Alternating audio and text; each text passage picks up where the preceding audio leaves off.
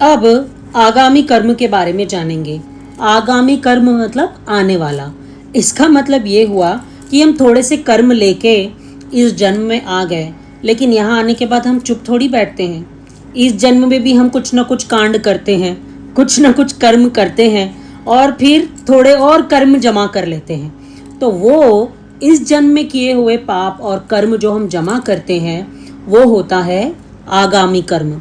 तो वो end of the day जाके फिर संचित कर्म में मिल जाता है और फिर अगले जन्म में हम फिर से थोड़ा सा कर्म लेके एक और जन्म लेके इस धरती पे आते हैं।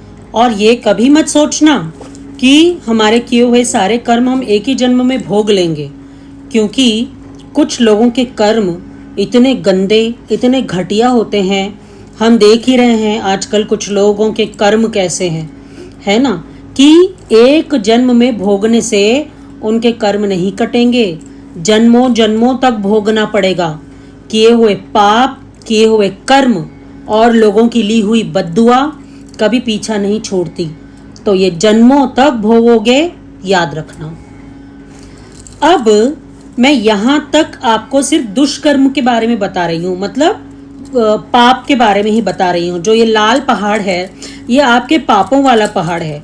ऐसा ही पुण्यों वाला पहाड़ भी होता है ना, कि जो हम अच्छे काम करते हैं वो ये ग्रीन पहाड़ है ना।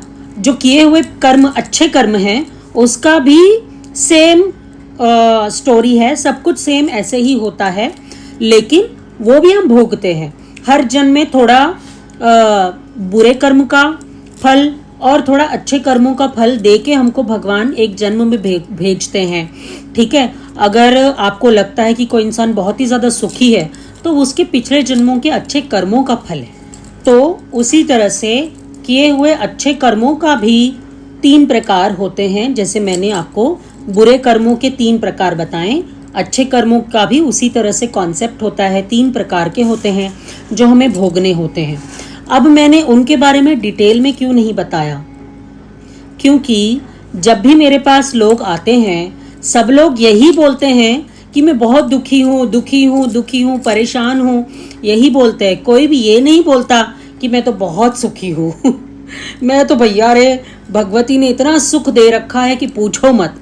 ऐसा कोई नहीं बोलता। जो सुखी होता है वो कभी नहीं बोलता है कि मैं सुखी हूँ, लेकिन थोड़ा सा जब दुख मिल जाता है तो बोलते हैं भैया हम तो इतना परेशान हैं कि बताओ मत। आने वाले एपिसोड में वो कौन से 2 उपाय हैं जिनसे हम हमारे कर्मों को कम कर सकते हैं। अगर आपको ये वीडियो